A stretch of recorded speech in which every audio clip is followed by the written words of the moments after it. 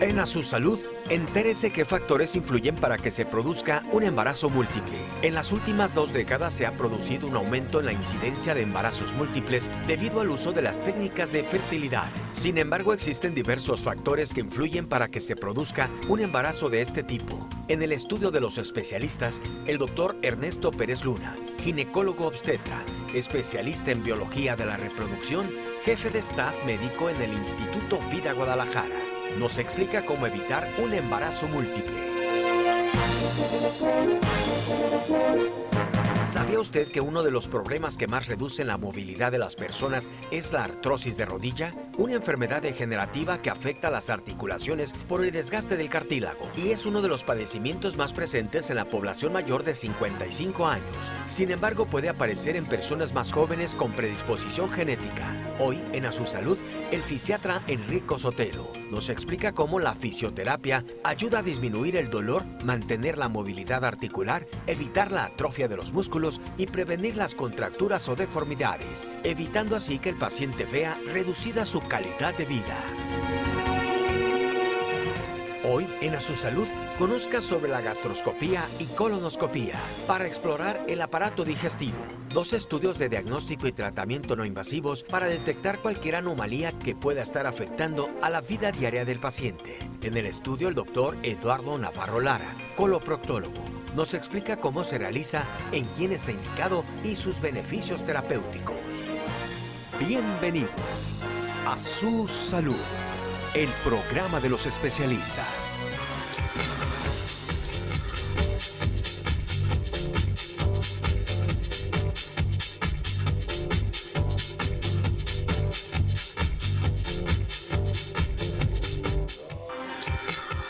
Martes, después de las 5 de la tarde, en vivo desde la ciudad de Guadalajara, Jalisco, con el gusto de siempre y de cada martes que realizamos este programa desde la ciudad de Guadalajara, Jalisco, pues le damos la bienvenida. Gracias por acompañarnos, gracias por el favor de su atención. En esta hora, bueno, trataremos de darle orientación médica general de los temas que veíamos, pues de mucho interés, para que usted participe, enriquezca con sus comentarios, sugerencias, críticas, este espacio médico aquí en nuestro WhatsApp, para que usted pueda interactuar con los especialistas que nos acompañan esta tarde aquí en A Su Salud, 333-662-2229. De esa manera puede usted plantear sus preguntas a nuestros invitados. Por cierto, vamos a iniciar con un primer tema.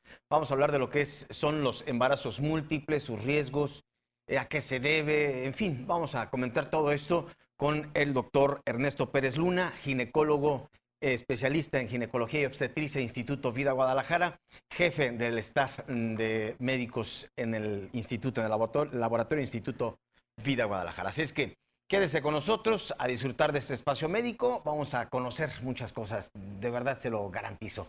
Vamos con la bienvenida y bueno, participe. 333-662-2229 es el número para que usted pueda hacer sus preguntas. Vida. Instituto de Ciencias en Reproducción Humana, con técnicas de actualidad para casos difíciles de infertilidad. Bueno, vamos a saludar al ginecólogo y especialista en reproducción asistida, al doctor Ernesto Pérez Luna. ¿Cómo está, doctor? Muchas gracias, muy bien. Muchas gracias, Joel. Gracias por la invitación. Como siempre, un placer. Vamos a platicar nos va a explicar lo que es lo que son los embarazos múltiples, sus riesgos. Bueno, quisiera preguntarle primeramente a qué se debe y qué es o qué son el embarazo múltiple. Claro, bueno, un embarazo múltiple de manera general es cuando se produce más de un producto de la concepción durante el embarazo. Cuando tenemos más de uno, ya le podemos considerar un embarazo múltiple. Hay quien llama gemelar al de 2 y bueno, de 3 o más de alto orden fetal también se le pudiera llamar.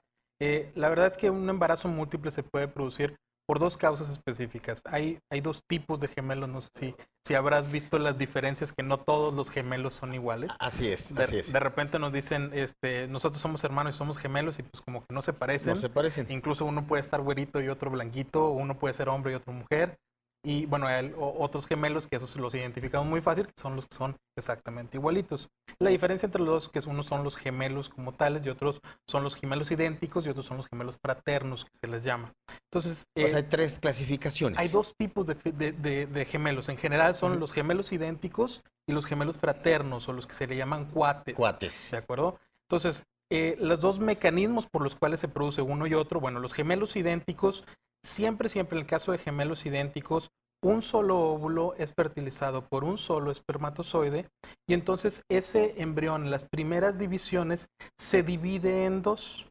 De manera que cada uno de ellos se desarrolla como un individuo diferente, un individuo completamente distinto, pero son dos que provinieron del mismo óvulo y del mismo espermatozoide. Es una división muy temprana. Lo que sucede es que nuestras primeras células se les llaman totipotenciales, es decir, tienen la cualidad de generar todo un individuo, no nada más diferentes líneas celulares, sino todo un individuo completo. Entonces, cuando se divide el macizo celular interno, que es la parte que va a producir el bebé, cuando ésta se divide en dos, puede generar gemelos idénticos. A veces se divide en tres y es cuando tenemos trillizos idénticos también. ¿De acuerdo? Entonces, ese es un mecanismo por el cual se pueden producir. Para esto generalmente existe una predisposición genética, es decir, la mamá tuvo gemelitos o hay alguien en la abuela pudo haber tenido este tipo de gemelos idénticos, que simplemente el ovulito es muy proclive a dividirse tempranamente y generar varios individuos a través del mismo ovulito que fue fertilizado por un solo espermatozoide. Y entonces viene por carga genética también. Por carga genética. Y la otra parte, o el otro modo, que es el que genera gemelos fraternos o gemelos que no se parecen, que pueden venir de sexos diferentes, es cuando la mujer ovula más de un ovulito y a cada uno lo fertiliza un espermatozoide. La mujer ovuló doble vez en esa ocasión, había dos ovulitos listos para fertilizarse, a cada uno lo fertilizó un espermatozoide, uno puede ser mujer, uno puede ser hombre, los dos hombres, dos mujeres, es indistinto, son dos organismos completamente distintos. Y estos también, hay veces que la mujer puede ovular 3 veces, y bueno, ahí es donde se tienen trillizos o cuatrillizos, quintillizos, dependiente del número de ovulaciones y dependiente si se le dio algún tipo de tratamiento o no. Doctor, ¿por qué en las mujeres sometidas a tratamientos de fertilización tienen mayor predisposición a este tipo de casos? Definitivamente, bueno, una de las causas por las cuales las mujeres pueden llegar a ser infértiles es por no ovular. Es decir, una de las causas más frecuentes de infertilidad femenina es la anovulación. La mujer que no ovula, la mujer que tiene ovario poliquístico o que por algún desequilibrio hormonal no está ovulando, no está liberando un ovulito mes a mes para que pueda ser fertilizado por un espermatozoide. Entonces, en esas pacientes se les da tratamiento para inducir la ovulación. Sin embargo, a veces estos tratamientos o estos medicamentos que utilizamos para inducir la ovulación producen más de un óvulo precisamente. Por eso es que generalmente los embarazos múltiples provenientes de procedimientos de reproducción asistida son gemelos fraternos o trillizos fraternos. Es decir, porque cada uno proviene de un óvulo y un espermatozoide distinto. Esa es la primera causa. Pero por supuesto también hay una segunda causa que también es muy importante. Pacientes que fueron sometidas a algún tipo de fertilización in vitro. Entonces ahí se sacan los óvulos, se fertilizan acá afuera y una vez que se tienen los óvulos fertilizados, estos se transfieren adentro del útero de la mujer para que ahí se implanten. A veces también para mejorar las posibilidades de lograr el embarazo, se pone más de un óvulo fertilizado adentro de la mujer. Se ponen 2 o en algunos casos incluso se llegan a poner 3. Entonces si los 3 se pegan o si los 2 se pegan, generan un embarazo múltiple. Entonces, estas son las causas por las cuales dicen, bueno, pues, si era muy infértil, ¿cómo resultó ahora que se tienen más hijos de los que normalmente se deberían tener? Y hay, por supuesto, riesgos, ¿no? Sí. ¿Cuáles son los riesgos, doctor? Los embarazos múltiples, yo les digo a las pacientes, todas llegan diciendo, doctor, yo quisiera tener de preferencia 2 o si se pueden tener 3 de una vez, mejor. Así termino más rápido todo mi proceso reproductivo y listo, ya estoy lista en un solo embarazo. La verdad de las cosas es que no funciona así. Nosotros frecuentemente les decimos a las pacientes, es mucho más complicado un embarazo múltiple que llevar un embarazo de uno por uno. Los riesgos es que, bueno, son productos que tienen menor espacio en el útero de la mujer y como tienen menos espacio, generalmente pueden llegar a cursar con retardos en el crecimiento intrauterino, no se desarrollan adecuadamente. Generalmente no llegan hasta las 40 semanas de embarazo, es decir, no llegan hasta los 9 meses como un embarazo normal, sino que generalmente se andan aliviando un poquito antes de tiempo. Tienen mayor predisposición a ruptura prematura de membranas, a trabajo de parto pretérmino, tienen mayor predisposición a elevaciones de la presión arterial, a desórdenes metabólicos como la diabetes gestacional. Es decir, sí se va complicando todo. Por supuesto, una paciente joven bien controlada, que vaya un crecimiento armónico, que no tenga problemas circulatorios, nada por el estilo, con una buena nutrición, delgada en su peso, etcétera, que hace ejercicio, puede tener un embarazo múltiple perfectamente normal. Pero la verdad de las cosas es que son el menor número de casos. La mayor parte de los embarazos múltiples son embarazos complicados, embarazos que se les tiene que tener muchísima vigilancia, que frecuentemente, como les digo, cursan con algún otro tipo de patología durante el embarazo y tenemos que hacer un enfoque multidisciplinario para poder llevarlo a un feliz término. Generalmente los embarazos múltiples, por ejemplo, no se atienden por parto, todos generalmente, en el medio privado al menos, todos los embarazos múltiples se atienden por vía cesárea para que no vaya a haber ningún problema de que se atoren. A la hora de ir saliendo el primero, que se atoren partes fetales del segundo y esto pueda llegar a impedir un nacimiento normal, un nacimiento adecuado. Entonces, bueno, pues sí incrementa el número de cesáreas, incrementa los costos, etcétera. Entonces, sí vale muchísimo más la pena hacerlo de uno por uno como debe de ser. Entonces hay más complicaciones, por supuesto, se exponen más tanto a la madre como a la criatura, ¿no? Y los costos obviamente se elevan más, etcétera. Entonces, quiere decir, doctor, que cuando quienes, deciden, es más frecuente quienes están recibiendo las técnicas de fertilización o reproducción asistida, ¿no? Pero quienes ya tienen un embarazo múltiple es porque ya estuvieron conscientes de ello, ¿no? Así es. O sea, tomaron su propia decisión. Así es. Y ustedes sugieren que no sea así. Bueno, no es que sugiramos que no sea así. Lo ideal es tener de uno por uno. Es decir, lo ideal, el deber ser de las cosas, digámosle, es que sea de uno por uno. Los embarazos múltiples son mucho más riesgosos. La gente lo ve en la calle y dice, ay, qué bonitos los gemelitos. Y la gente se visualiza a sí misma. Las pacientes se visualizan a sí mismos empujando la carriola en algún centro comercial y todo el mundo diciéndoles, qué bellísimos están tus bebés. Pero para llegar ahí, Joel, para llegar a que tengamos unos bebés que ya puedan salir a la calle, a lo mejor tuvieron que pasar por cuidados intensivos neonatales porque nacieron prematuros, por déficits de nutrición, por retardo en el crecimiento intrauterino, por terapia neonatal, por muchísimas cosas que nadie quiere para sus propios hijos. Entonces sí es decir, un éxito para nosotros en reproducción, incluso los que nos dedicamos a ayudar a parejas a que tengan más hijos, un éxito es un embarazo único con un solo nacido sano en casa. De forma individual, que es lo mejor, ¿no? Correcto. Ahora, quienes toman la decisión de que sean dos los implantes, doctores, bueno, porque hay porcentajes, por supuesto, de posibilidades de que sí se implante uno de esos dos, o uno sea rechazado, y dices, bueno, por los altos costos, etcétera, hay quienes dicen, bueno, van dos. Exacto. Mira, creo que uno de los mejores modos de disminuir las tasas de embarazos múltiples en nosotros que nos dedicamos a la reproducción, en los institutos en general, primero que nada es tener protocolos, Joel. O sea, no a todos se les puede dar el mismo tratamiento. No voy a ponerle 3 embriones a una paciente que tiene 46 años, porque un embarazo múltiple a los 46 años, pues es de súper alto riesgo, ¿sí me explico? Por supuesto que una paciente joven que tiene un problema relativamente fácil de tratar, desea tener 2, a lo mejor sí pudiéramos poner 2 embriones, ¿sí me explico? Lo más importante es tener protocolos. Generalmente pacientes menores de 35 años, que es su primer intento, que es un factor tuboperitoneal, es decir, no es un factor derivado de mala calidad de los óvulos o de mala calidad de los espermatozoides, generalmente se pueden transferir 2 o incluso hasta 3 si se transfieren el tercer día del desarrollo. Pero si son pacientes de edades ya más avanzadas, o bien pacientes que se les ha transferido, se les ha hecho intentos anteriores y no han funcionado, pues a lo mejor sí tenemos que hacer algo ayudándoles poniendo más de un embrión. ¿Me explico?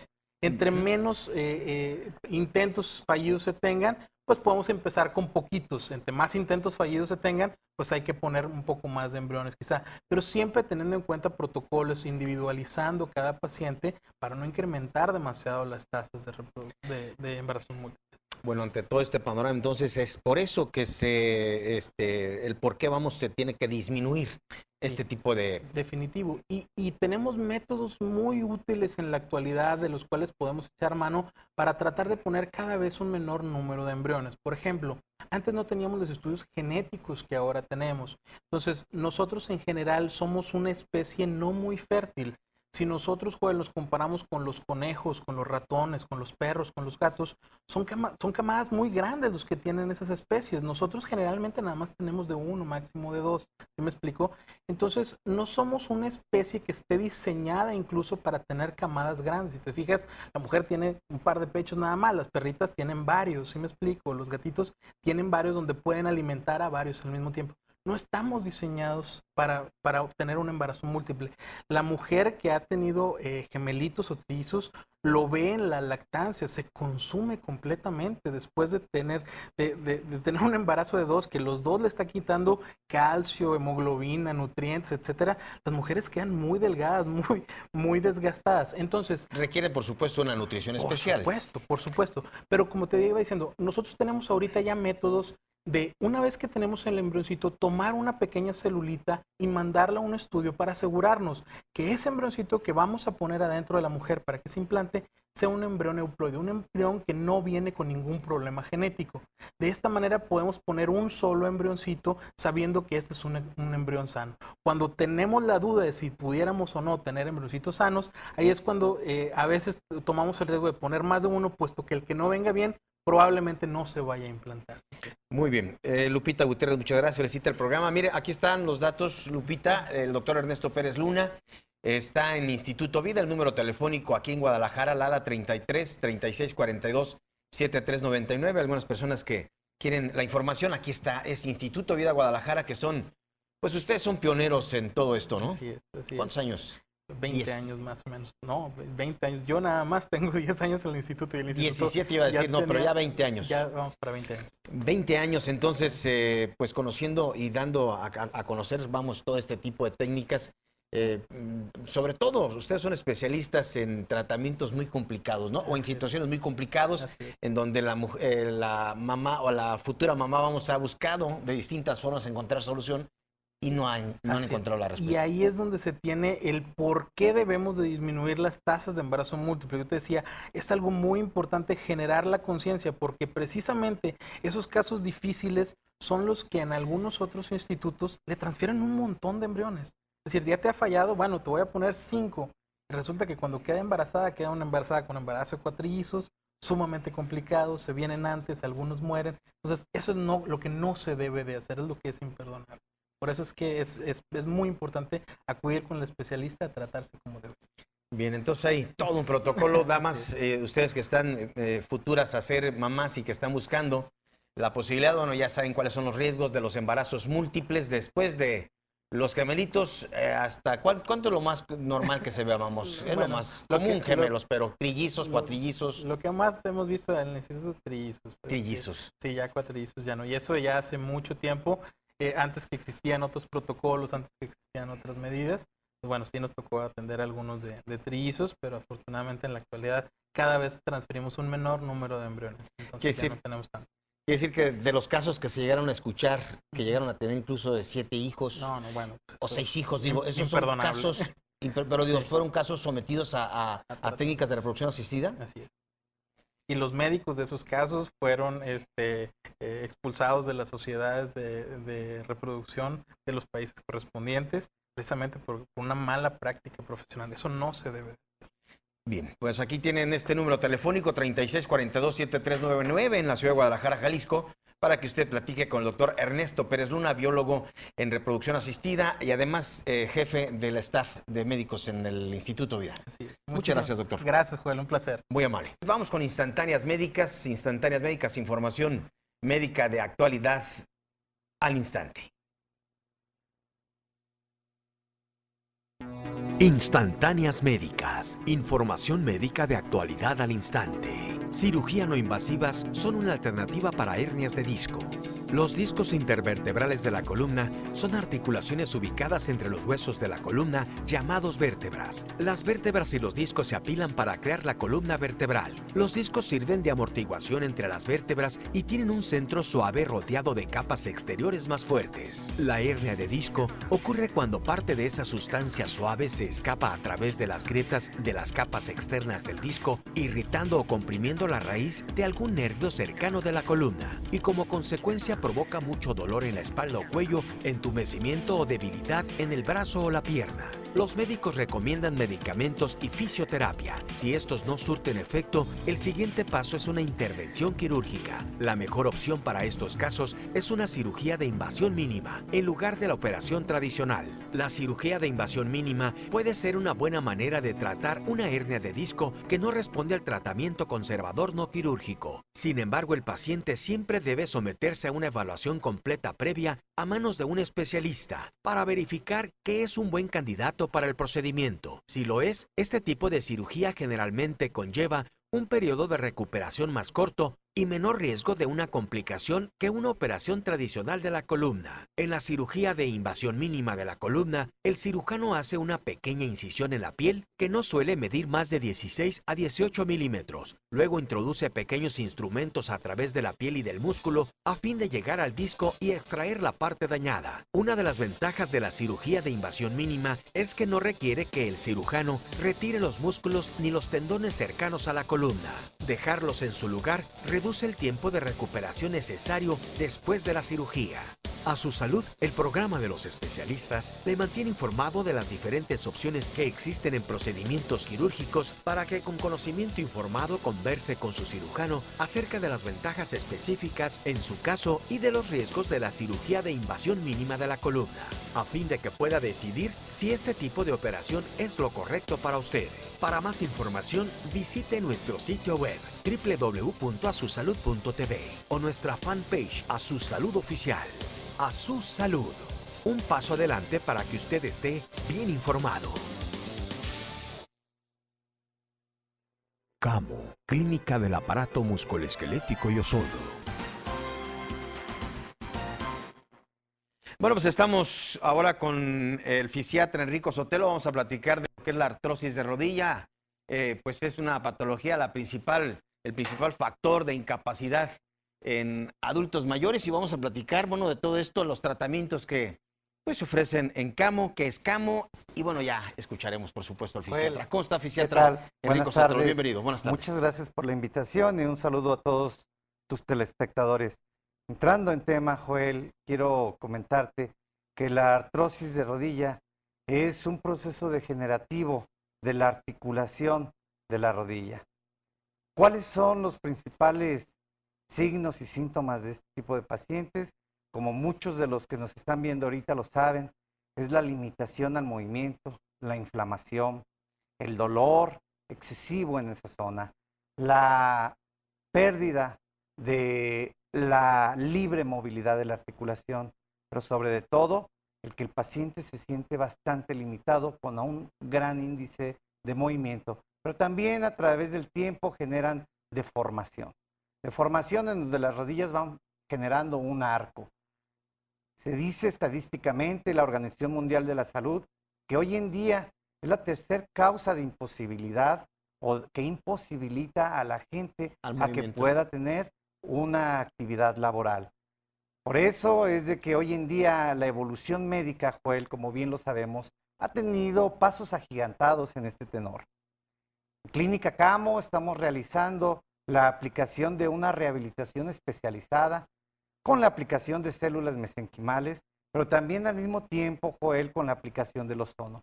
Este conjunto de las tres áreas, lo que es medicina física y rehabilitación, la aplicación de células mesenquimales y la aplicación del ozono, nos favorece a que el paciente el día de hoy, Joel, en un periodo aproximado de 30 días, esté realizando su vida normal, sin dolor, sin inflamación, pero lo más interesante, sin cirugía, Joel. Esto nos ha permitido permear de manera muy importante en toda la República. Decirte que ahí en Clínica CAMO tenemos pacientes que nos envían de Estados Unidos, de Canadá y naturalmente de toda la República. Entonces el ozono lo aplican en las diferentes, vamos, como parte de la rehabilitación. Por supuesto, Joel, entra dentro del proceso de una reestructuración intracelular y extracelular, generando con esto un aceleramiento a que la célula baje su proceso inflamatorio, a que se regenere y se reestructure de manera muy acelerada hasta un 500%, Joel. Platícanos un poco del ozono médico y qué efecto hace.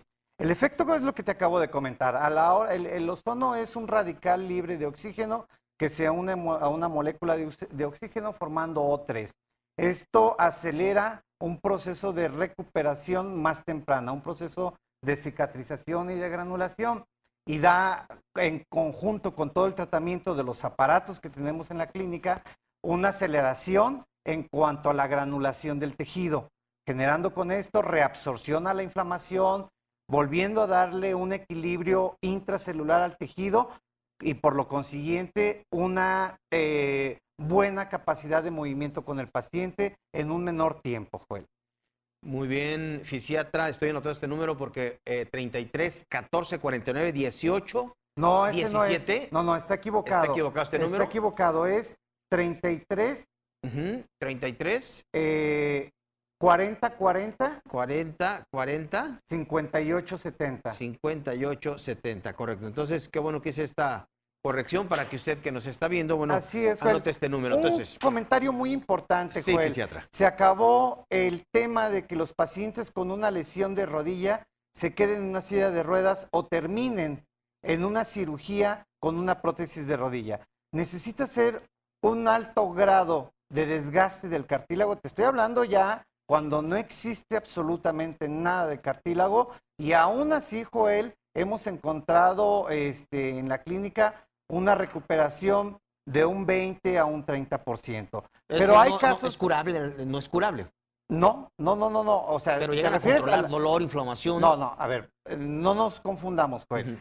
El desgaste del cartílago es a través de una deshidratación y que se fractura el cartílago. Esto se va liberando micropartículas a través del tiempo. Con la aplicación de las células mesenquimales, del ozono y la rehabilitación, lo que hacemos nosotros es que reestructuramos ese cartílago, evitamos que siga habiendo degeneración, separamos el espacio osteoarticular, porque eso es muy importante, Joel. Las rodillas se pegan, se acercan, y esto forma el roce, y aparte se degeneran como si fuera un arco de flecha, se van haciendo hacia un costado las rodillas, pero también traen como consecuencia lesiones de cadera y lesión de columna, que también lo atendemos de manera muy puntual en la clínica. Es por eso que hago el comentario a todos tus telespectadores, Joel. Hoy en día, el paciente con una artrosis de rodilla tiene una recuperación alta, Joel, con una calidad de vida alta, y vuelven a reintegrarse a cualquier tipo de actividad. Pero tienen que llegar tempranamente, ¿no? Joel, tenemos pacientes que tienen una evolución hasta de 15 a 20 años con una artrosis de rodilla, Joel. Tú has sido testigo de ver ese tipo de pacientes ahí, en las condiciones en las que llegan y en las condiciones en las que se encuentran. El paciente camina poquito, Joel, y es un dolor excesivo. En las noches es un dolor que no aguantan. A la hora de que se sientan y se quieren poner de pie, existe el dolor excesivo. Eso se elimina, Joel. En primer lugar, el dolor se reduce hasta en un 90%. La inflamación se reduce en un 100%. Y tercero, la motricidad se recupera a un 100%. Entonces, todas estas técnicas de rehabilitación junto con lo que es el ozono médico es el tratamiento. Y, bueno, vamos a invitar al público porque sé que tienen dudas, sé que tienen preguntas. Pueden llamar directamente a este número que vemos en pantalla, 0133 en la ciudad de Guadalajara, Jalisco, 4040-5870, que por cierto te visitan de distintas partes. Sí, Joel, y hago una cordial invitación a que no se queden en la silla, a que no se queden en su sillón, a que no digan, es que ya no hay solución, es que si me operan es lo único. No es cierto, Joel, no es cierto. Hoy en día la medicina a nivel mundial ha evolucionado, y en la Organización Mundial de la Salud está a punto de que se apruebe de manera científica la aplicación precisamente del ozono. Obviamente la aplicación de las células mesenquimales, esas se realizan en Houston, en Rochester y en Alemania, en toda Europa. Y ahora en México. Le pregunta Cecilia Gutiérrez, muchísimas gracias, felicita el programa, el número ya lo dimos, un problema de artrosis de 5 años. Entonces sí, ya escuchamos que sí tiene el tratamiento. Hasta con una evolución de 20 años. El problema es que se cierra la cápsula articular, se enquilosa, pero también afecta a los ligamentos, a los tendones, al plato, a la bursa, a los paquetes musculares. No es nada más de la pura articulación, no es nada más del puro cartílago. Hay una complicación de la estructura de la rodilla. Pues por la falta de movimiento se atrofia, ¿no? Se atrofia, efectivamente. Hay un atrofio se atrofia de manera bastante agresiva y vuelvo a lo mismo, empiezan a tener... Y algo muy importante, Joel, es que en el tiempo, si esa artrosis de rodilla de una rodilla duró 10 años para evolucionar y tener esa enfermedad aguda y crónica, la pierna contraria, que en teoría es la más sana, suele dañarse con mayor rapidez, Joel. ¿Por qué? Porque es una marcha inapropiada y porque ahí recargan, es un mecanismo de defensa neurológico, recargan el peso. Entonces, en un tiempo muy corto, empiezan a tener problemas con la otra rodilla.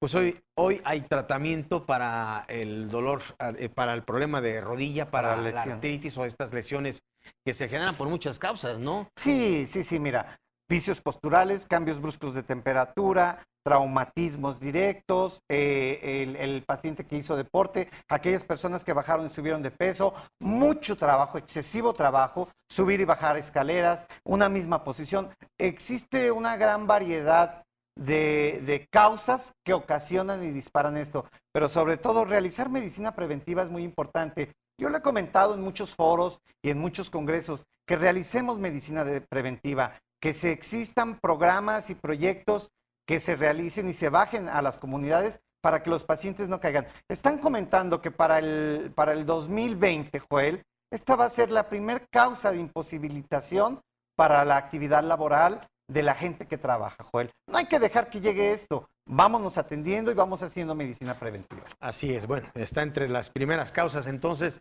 de que ponen en condiciones de inmovilidad a gran parte de la población. Y por último voy a hacer este comentario, Joel. Hemos tenido tanto éxito, no nada más en la aplicación de las células, la rehabilitación y el ozono. Éxito a nivel mundial. Este tipo de tratamiento te lleva a que puedas tener una vida saludable. Quiero comentarles que hoy en día la artrosis de rodilla tiene un proceso de recuperación muy alto, un proceso en el que el paciente tiene condiciones de vida muy favorables. Muchísimas gracias al fisiatra Enrico Sotelo, director médico de CAMO, de este centro del aparato musculoesquelético y ozono. Aquí vemos el número telefónico, la ADA 33 40 40 58 70, para que el público que pues, nos está viendo y quiera preguntarte algo en especial, pues se ponga en contacto. Estamos a sus órdenes. Muchas gracias, fisiatra. Para servirles. Tips saludables para compartir. La hinchazón leve de las piernas debe evaluarse. Se conoce como edema periférico a la hinchazón de las piernas producidas por la retención de líquidos en los tejidos de las extremidades inferiores. La hinchazón leve de ambas piernas sin ningún otro síntoma es relativamente común entre las personas mayores y aunque no suele ser grave, es recomendable consultar con su médico la causa y descartar que no se trate de un trastorno más grave, siendo un indicativo de esto cuando la hinchazón ocurre en una sola pierna o en conjunto con otros signos y síntomas, como falta de aire, hinchazón abdominal o presión arterial alta. Las causas potencialmente graves del edema incluyen coágulos sanguíneos en las piernas, problemas con el sistema linfático, enfermedad del hígado o de los riñones, problemas con la tiroides, apnea del sueño, malnutrición e insuficiencia cardíaca. A continuación, te compartimos 6 indicaciones cuando el paciente es diagnosticado con edema leve y que no implique una causa grave. Perder peso. Hacer ejercicio, tal vez con ejercicios acuáticos para que la presión del agua sobre las piernas distribuya los líquidos. Elevar las piernas durante 1 o 2 horas diarias. Minimizar la ingesta de sal. Usar medias de compresión para evitar la retención de líquidos. Ajustar algún medicamento que pudiera contribuir al edema. Y recuerde consultar a su médico si presenta hinchazón de piernas y de manera preventiva adquirir hábitos alimenticios y de actividad física que le mantengan saludable. Hagamos de una práctica tan sencilla un hábito saludable.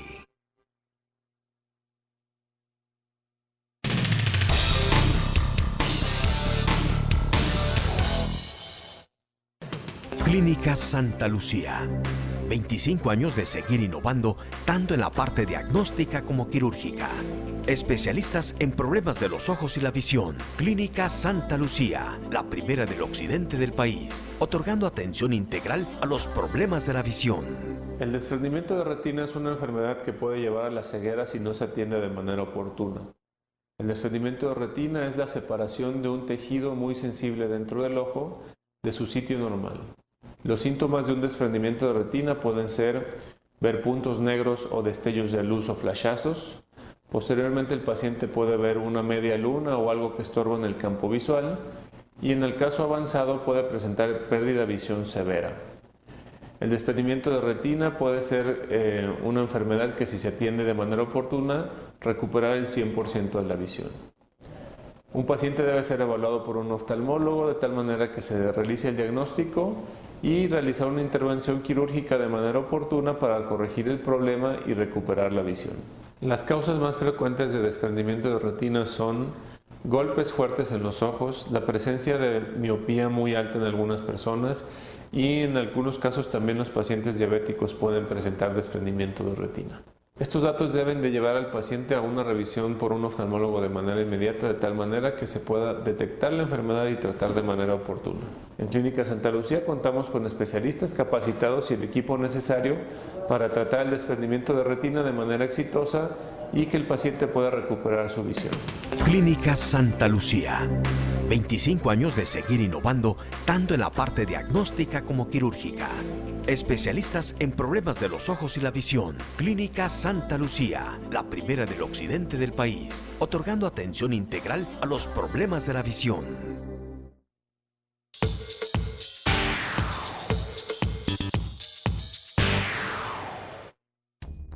En febrero del año 2015 decidí venir con la doctora, me mandó a hacer radiografías y detectó que mi problema era que tenía la rótula de la rodilla derecha desviada y que también se me había desgastado el cartílago. Entonces la doctora me propuso la alternativa de proloterapia y sí fue muy clara la doctora. En ese momento me dijo, oye, está esta alternativa o bien la siguiente alternativa es operación, porque ya el dolor ya era constante.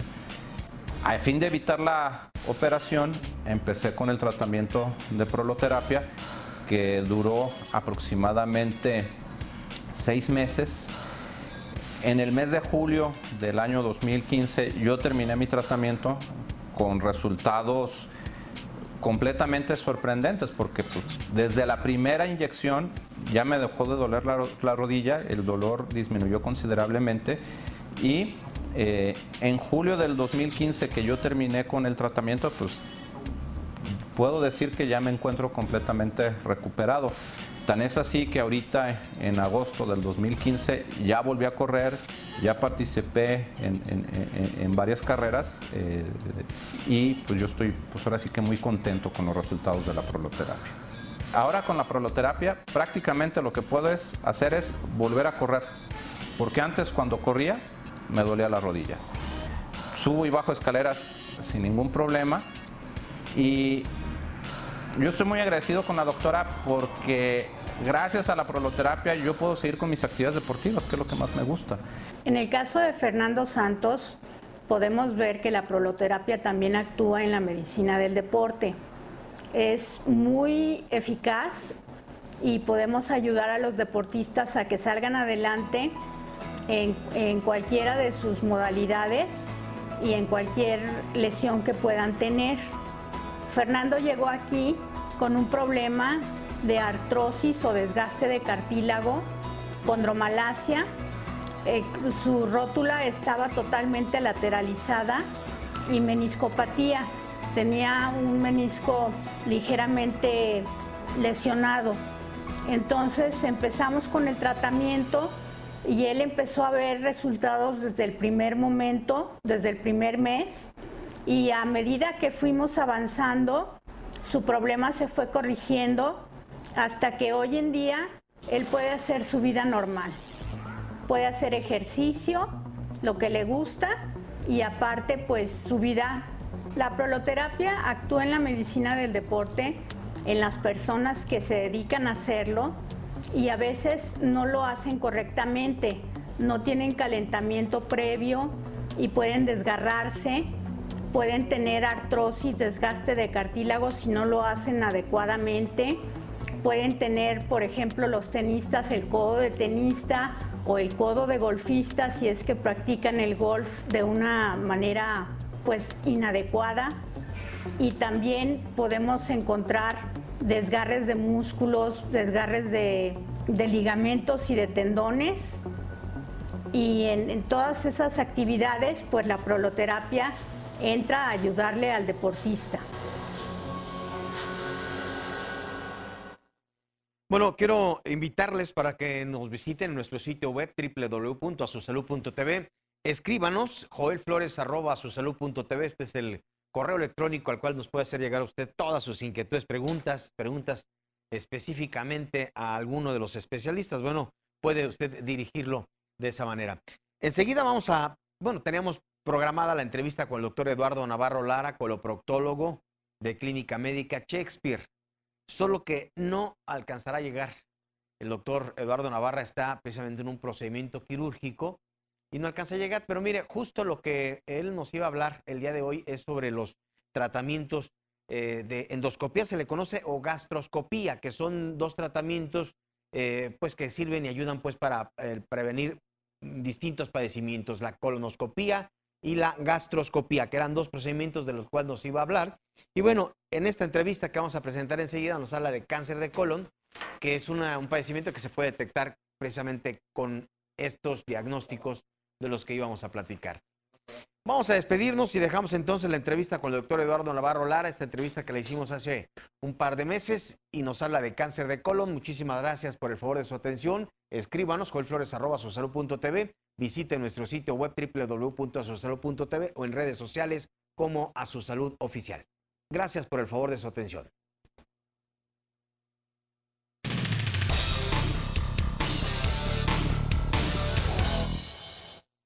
Bueno, pues aquí está este padecimiento del cáncer colorectal, una enfermedad que tiene que ver con nuestro estilo de vida y que siguiendo algunos consejos muy prácticos, pues se puede tener un control muy importante del padecimiento. Está con nosotros el doctor Eduardo Navarro Lara. ¿Cómo está, doctor? Bien, ¿y tú? Joel, gracias por la invitación. De la clínica Shakespeare. Ajá. Bueno, ubicada en William Shakespeare, es la clínica especializada pues en enfermedades del colon y recto, y que ahí ustedes, doctor, bueno, pues están siempre atentos a todo este tipo de pues padecimientos, ¿no? El cáncer colorectal, sin lugar a dudas, digo, con los datos que estamos viendo, es preocupante, ¿no? Cada vez se presenta más en jóvenes, en etapas más tempranas. Así es, Joel, fíjate que, pues desafortunadamente, esta enfermedad, aparte de ser pues una neoplasia maligna, ¿sabes lo que eso significa cuando alguna persona le dan ese diagnóstico? Pues que es devastador. La noticia, pues como mencionaste, se está presentando, hemos visto que se está presentando en edades más tempranas, que antes no lo veíamos, hemos visto cáncer colorectal desde los 24 años, en la década de los 30 años, y muchas veces ya son cáncer avanzados, en etapas avanzadas, con pocas posibilidades de curación. Es un foco de alarma. Ya mencionaste las cifras que son pues impresionantes, Joel, para esta patología, que hay que tener cuidado, hay que estar alerta sobre la incidencia y la prevención del cáncer colorectal, porque lo principal es que si se detecta a tiempo, como la mayoría de los padecimientos de las son neoplasias malignas, controlables, ¿verdad? Sí. Se dice en un 90%, doctor, puede ser controlable un cáncer de colon llegando oportunamente. Sí, depende de la etapa. Son 4 etapas. En etapa 1, sí, hasta el 90% es curable. Puede controlarse esta enfermedad. Muy bien, entonces el padecimiento empieza ya mencionaba que es por nuestro estilo de vida, el sedentarismo, la falta de fibra en nuestra alimentación, el factor genético mencionaba. Así es, Jorge. Sí, está relacionado con el estilo de vida y con la genética, ¿no? En cuanto al estilo de vida, lo que ya se mencionó, el sedentarismo, dieta baja en fibra, ingesta abundante de nitritos, que son las carnes, principalmente las carnes rojas, cocidas, baja ingesta de vegetales, principalmente los verdes, de frutas, tabaquismo, alcohol. Todo eso pues está relacionado con una mayor probabilidad de aparición de cáncer colorectal. Sin embargo, también es genético, también tiene un componente genético hereditario. Entonces, pues la parte que podemos controlar nosotros, que tenemos la decisión de cambiar, pues es el estilo de vida, ¿no? La genética, la herencia, pues esa no la podemos cambiar, modificar. Así es, pero sí prevenirlo a través de nuestra alimentación, ejercicio, en fin, todo lo que ya sabemos, doctor. Sí, todo lo que ya sabemos, que siempre se nos está recordando, diciendo que ahí está y que pues es nada más cuestión de fuerza de voluntad y de decisión de llevarlo a cabo. Muy bien, doctor. Entonces, para poder entender entonces la seriedad de este asunto es cómo empiezan esas etapas, cómo se manifiestan, cómo hay que ir a buscarlas para llegar oportunamente, cuáles son los estudios, etcétera. Así es, Joel, fíjate, la parte, ya mencionamos que una parte la podemos controlar con nuestro estilo de vida. Y otra parte también la podemos prevenir, también el cáncer colorectal, con nuestros chequeos que se sugiere para cáncer colorectal empezar a partir de los 50 años.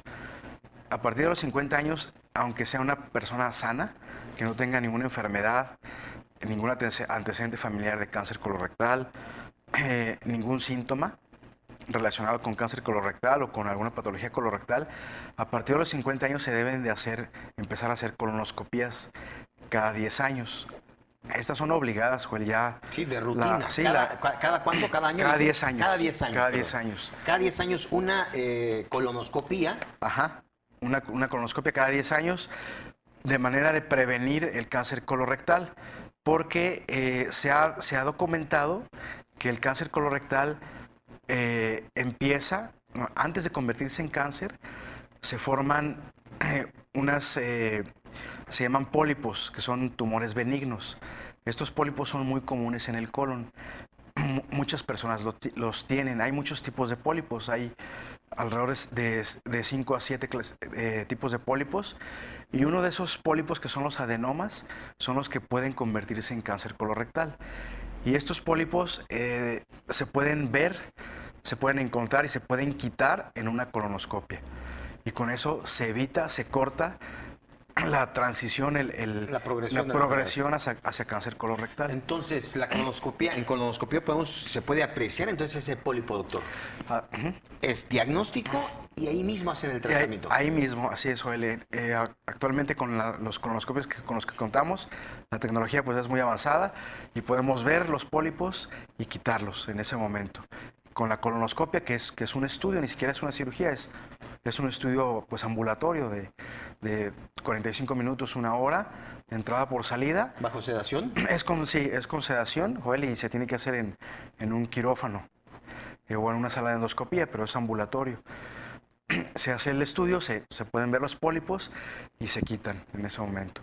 Y ya con eso pues se evita la progresión a cáncer colorectal y hay que seguir haciéndose pues, sus chequeos. En fase 1 aparecen entonces esos pólipos y es cuando se tienen que retirar para cortar la evolución en caso de que sea este tipo de pólipo o tumor, vamos, que es el más de mayor riesgo, ¿no? Preocupación. Sí, así es, Joel. Los pólipos son antes del cáncer, entonces es lo ideal encontrar los pólipos, porque el pólipo todavía no es cáncer. Es un tumor benigno, únicamente hay displasia, pero no hay cáncer. Entonces, pero si se deja el pólipo, se puede convertir en cáncer. Entonces, es muy sencillo el tratamiento, es muy fácil. En la colonoscopia se ve y se quita, no hay necesidad de hacer ningún otro estudio, se manda a analizar el pólipo. Si resulta un pólipo como tal, que no hay cáncer, pues ahí se acabó el tratamiento, ya el paciente ya está sin pólipos y nada más sí tiene que continuar sus colonoscopias de control. Que es cada 10 años, como usted mencionó una vez, cada 10 años, ¿no? Entonces, la colonoscopia, doctor, ¿es sin dolor o es bajo sedación, es ambulatorio? ¿Hay riesgos? Los riesgos son mínimos, son muy, muy infrecuentes, Joel. Hay riesgo de sangrado y riesgo de perforación, son los más frecuentes, pero estamos hablando que se presentan en 1 de cada 10,000 pacientes. Es un estudio muy seguro y las complicaciones son muy, muy infrecuentes. Y es pues con sedación, sin dolor. En 1 hora está el estudio y ya puede seguir sus actividades en cuanto se recupere. No, y de gran importancia, ¿no? Porque imagínese usted, pues ahí es la curación de un inicio de una enfermedad tumoral, doctor. Sí, Joel, de los pólipos. Ajá. Desafortunadamente el paciente llega tarde a ese diagnóstico, doctor, ¿y en qué fase las llegan a encontrar? Pues desafortunadamente, Joel, la mayoría ya son en etapas avanzadas, donde generalmente es la etapa 3. La etapa 3 es la que más frecuentemente nos encontramos y donde ya cambia mucho el pronóstico a encontrar una etapa 1 o una etapa 2. Ya en etapa 3, sobre todo en recto, ya necesitan radioterapia y la quimioterapia. También si es de colon, quimioterapia, y en recto, radioterapia y quimioterapia. Ya esto ya cambia el pronóstico, el recibir quimio y radio, aunque es necesaria, pues sabemos que tiene su morbilidad también recibir quimioterapia y radioterapia, lo que implica el desgaste para el paciente y luego después a terminar con la cirugía. Entonces sí es un pronóstico pues muy diferente, ¿no? Y en etapa 4 pues ya son etapas terminales que ya no hay cura, ya es nada más pues alargar, ¿no?, la sobrevida y ofreciéndole al paciente calidad de vida en lo que pues en el tiempo de sobrevida que puede llegar a tener.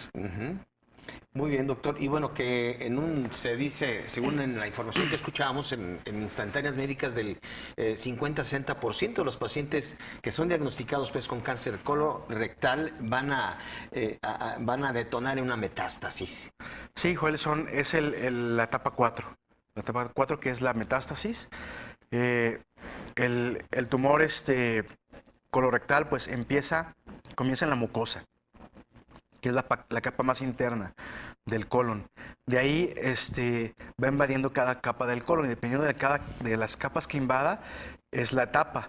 De tal forma que puede llegar a invadir todo el grosor de la capa del colon sin llegar a pasar afuera del colon, a órganos adyacentes. Luego puede invadir órganos adyacentes. En el caso del cáncer colorectal, dependiendo de la localización del tumor, por ejemplo, un cáncer de recto, pues lo más común es que invada la vejiga, en mujeres la vagina, el útero, próstata, etcétera, y eso ya también complica mucho. Y luego vienen las metástasis, fue lo que tú comentabas, es cuando el tumor salta y se va lejos de donde está, que normalmente puede dar metástasis a hígado y a pulmón. Son los dos sitios más frecuentes. Los dos sitios más frecuentes a los que va a invadir la enfermedad. Hay algunas preguntas. Dice, ¿qué síntomas se presentan al inicio de la enfermedad? Felicitan el programa y saludan al doctor. Leticia Gutiérrez. Gracias, señora Leticia. Sí, desafortunadamente, Joel, los síntomas al inicio prácticamente no hay. Son muy raros, es prácticamente asintomático porque es un tumor pequeño y no hay un síntoma como tal. Es por eso la importancia de hacerse los chequeos. Por WhatsApp también pregunta el señor Roberto Gutiérrez, dice, si el paciente padece estreñimiento crónico, ¿puede ser un factor de riesgo para cáncer? Más que el estreñimiento, la dieta baja en fibra, que sí puede ocasionar estreñimiento. Hay muchas causas de estreñimiento. Si el estreñimiento es por una dieta baja en fibra, alta en harinas, en carnes, pues sí es un factor de riesgo para cáncer colorectal. Si es por otra cosa, que lleve una buena dieta, pues no tanto. Muy bien. El cáncer colorectal, ¿qué tan rápido avanza? Le preguntan, no nos dice quién, solo aparece el número. Y felicita el programa, muchas gracias. ¿Qué tan...? Sí, dice que el cáncer colorectal, ¿qué tan rápido avanza? Bueno, se dice que es uno de los cánceres más, que dan más oportunidades de llegar al paciente, ¿no, doctor? Sí, hijo, la verdad que no avanza rápido y hay oportunidad de hacer todos los estudios, de programar la cirugía, no es algo que estemos hacia las carreras. Y sí es un cáncer que afortunadamente su avance es lento. O sea, es benévolo. Nos da chance esta enfermedad tumoral para que usted pueda llegar, primero, a que haga usted conciencia de que necesita, después de los 50 años, doctor, sí, después de los 50 años, pues acercarnos al coloproctólogo por una revisión general de cáncer colorectal. Es decir, para enfermedades del colon y recto desde antes, ¿no, doctor? Sí. Digo, hay enfermedades del colon y recto como las hemorroides, por ejemplo, que es muy frecuente, muy común, que se tienen que revisar desde antes, ¿no? Pero bueno, en este tipo de enfermedades, como la enfermedad tumoral, doctor, a partir de los 50 años, que es el estudio... Sí, a partir de los 50 años la colonoscopia, Joel, se debe de hacer cada 10 años. Las excepciones son, Joel, que se tenga un familiar con cáncer colorectal. Se debe de empezar 10 años antes de la edad que tenía el familiar cuando se le diagnosticó el cáncer. Si el familiar tenía 50 años cuando tuvo cáncer, cuando se le diagnosticó el cáncer colorectal, hay que empezar a los 40. O familiares con pólipos también se sugiere comenzar antes. Señores, pues ahí está, el factor de riesgo, como en todo, ¿no, doctor? La edad, nuestro estilo de vida. Si usted sabe que aún siendo sano, pues requiere este estudio para estar tranquilos de nuestra salud del colon y recto. Pues en el Día Internacional del Colon y Recto nos trae todo este tipo de reflexiones. Doctor, ya nos dice usted en qué consiste, cómo se manifiesta la enfermedad. Es silencioso en etapas iniciales, por lo que usted debe de acudir pues a sus revisiones oportunas. El doctor Eduardo Navarro Lara, de Clínica Médica Shakespeare, está, pues aquí está el número telefónico, lo vemos en pantalla, la 3324-006471, aquí en la ciudad de Guadalajara, Jalisco. Doctor, como siempre, un placer. Gracias, Joel. Tenerle en el estudio y charlar. La distensión abdominal es un síntoma del síndrome de colon irritable. Las fisuras, hemorroides, divertículos y pólipos deben ser vigilados por especialistas en enfermedades del colon y recto. Unidad Médica Shakespeare. Doctor Eduardo Navarro Lara, coloproctólogo.